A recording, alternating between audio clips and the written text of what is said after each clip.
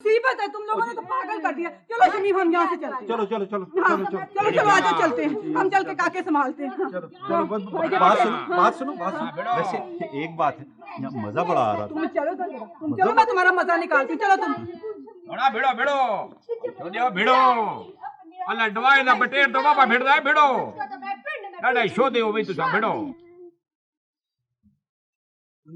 कितना क्यूट बच्चा है कितना प्यारा है, बिल्कुल अपनी माँ पर गया है। कितनी खूबसूरत आंखें इसकी। हुई हुई हुई हुई हुई।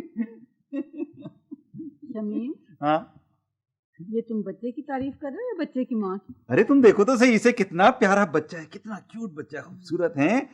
जरा वैसे सोच समझ के बात किया करो तुम। अभी पुराने जख्म ताजा हैं। कौन से जख्म ताजा है?